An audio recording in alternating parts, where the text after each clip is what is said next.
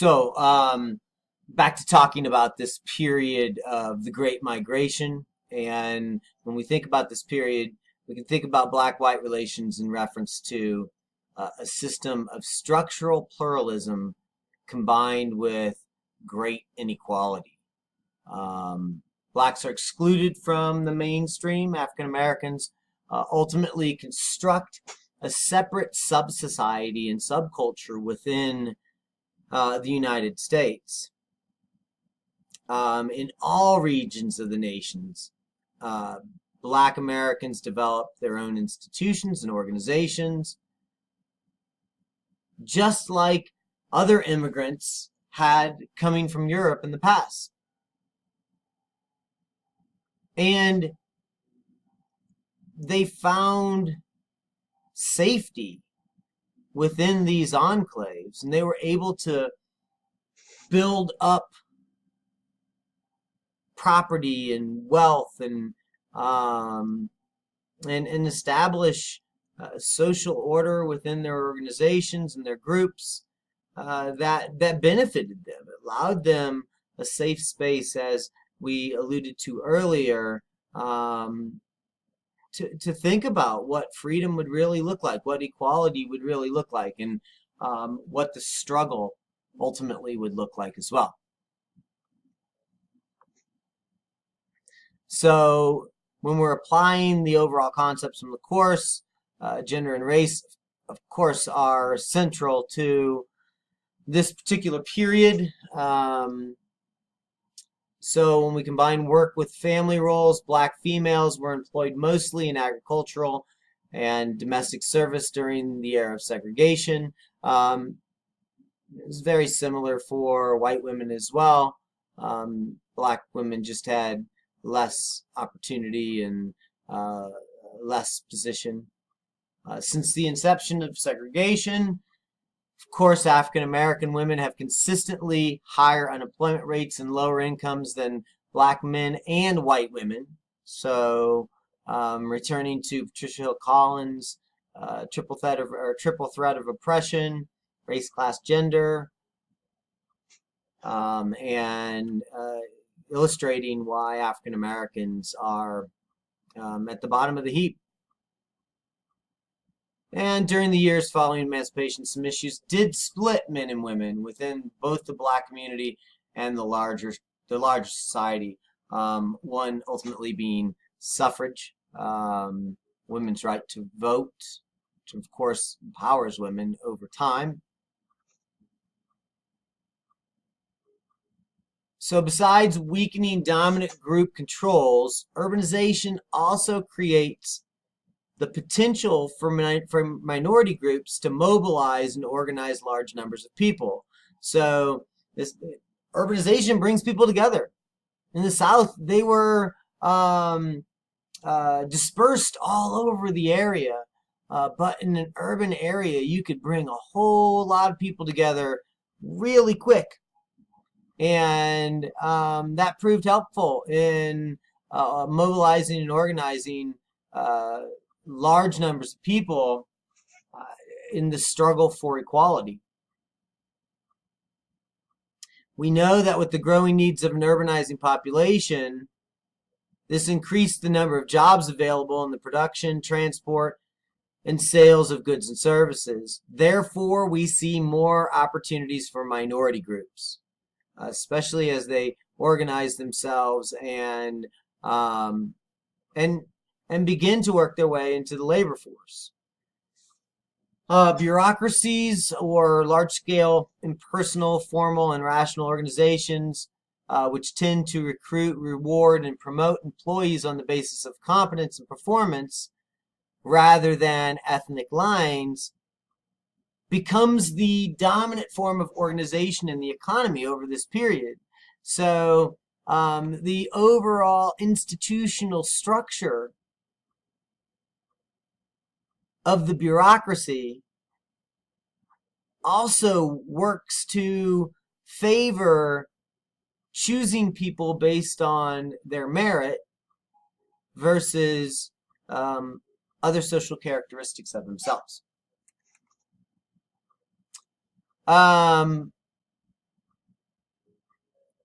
We see that in extractive or primary occupations, which are those that produce raw materials. This, of course, is the food and agricultural products, minerals, and lumber. So the extractive, like coal, of course, the agricultural community, mining of any type. We see manufacturing, or the secondary occupations, which transform raw materials into finished products ready for sale, and the service occupations, which don't produce things, but rather provide services. So when we think about these three sectors of the economy, and we think about the jobs in the extractive sector, they're often involving unskilled labor, which requires little formal education and are generally lower paid, which of course is perfect for a migrating African American population. Like the jobs in the extractive sector, these blue collar jobs, which involve manual labor, but they also tend to require higher levels of skill and are more highly rewarded. So when we think about manufacturing, and manufacturing really is what laid, in many respects, the foundation of the middle class in the United States. It's why the middle class is slipping away right now. It's because manufacturing is no longer there. And historically, manufacturing paid a family wage that allowed for, in many families for the first time, the collection of wealth, the ability to own a home, a car, a washing machine. But that requires a little more formal education and certainly more smarts than the extractive economies do. And then, of course, as urbanization increases and self-sufficiency decreases, opportunities for work in the service sector begin to grow.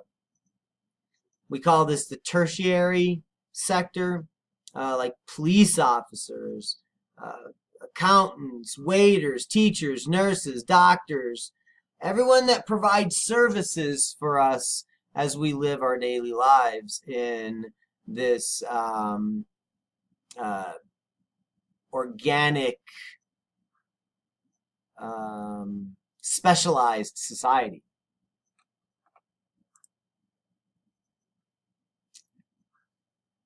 When we look at this, we see that for the last half century, job growth in the United States has been either in areas in which educationally deprived minority group members find it difficult to compete, or in areas that offer little compensation, upward mobility, or security.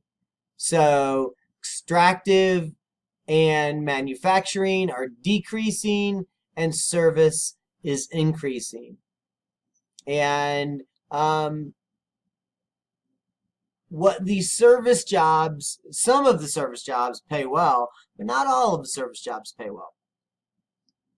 And the real question is the tertiary economy going to be able to sustain at least whites in the middle class? And I say what I mean by at least whites, it's the whites that have the most to lose as the middle class begins to deteriorate, because there are more people that are in the middle class that are white than any other group.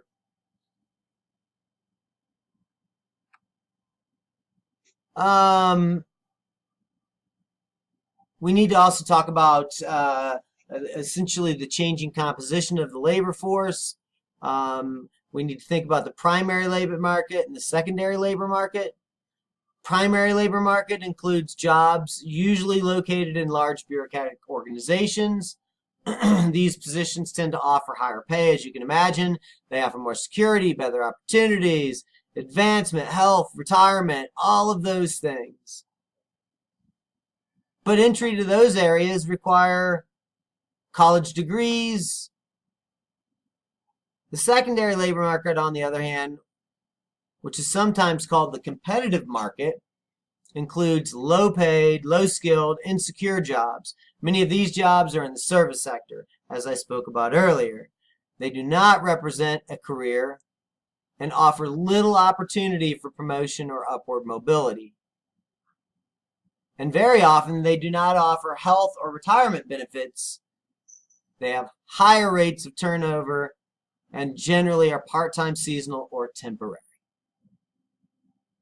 The growth of the tertiary economy is consuming more and more of us. The good primary labor market jobs are becoming fewer and far between.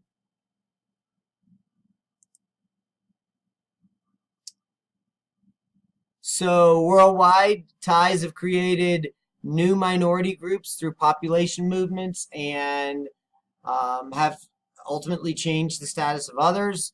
Many of the wars, conflicts, and other disputes in which the United States has been involved in have had consequences for American minority groups themselves. The easiest one to think about is 9/11, of course. Arab Americans were treated fundamentally different pre and post 9/11.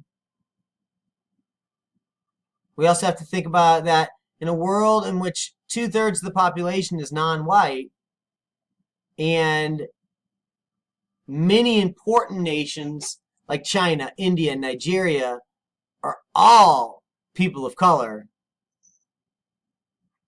We need to think about the treatment of racial minorities by the U.S. dominant group and how that is ultimately going to come under increased scrutiny by national entities that might say that you're singling out people simply because they are of color, a color that Chinese, Indians, and Nigerians might look like. We need to talk about a shift from the rigid to fluid competitive relationships, or post-industrial society, which is marked by this fluid competitive sets of relationships. In this post-industrial society, of course, dominated by tertiary markets, there are no formal or legal barriers to competition, such as Jim Crow laws. Because fluid competitive systems are more open and the positions of the minority group is less fixed, in which the relationships between group membership and wealth, prestige, and power become weaker. So as we move into this fluid, new fluid economy, post-industrial economy, we can expect that groups that have been held back in the past are going to have opportunities. But the problem might be that they're not being lifted up to where the white middle class who might have occupied these jobs in the past are. The white middle class is being drugged down to the level of other minority groups. And we see this in reference to stagnation in pay and industrial jobs and the tertiary economy, of course, the loss of benefits over time and whatnot. So this is an interesting diagram. I'm not going to go through it. We've talked a lot about this over the course of this lecture, but it looks at, it takes this chapter and it kind of boils it down into a nice set of rows and columns, and it takes that paternalistic and rigid and fluid economies, and it focuses in on how and why they fit more into a paternalistic economy, fit into an agrarian style of life, or a fluid economy fits more into a post-industrial style of life.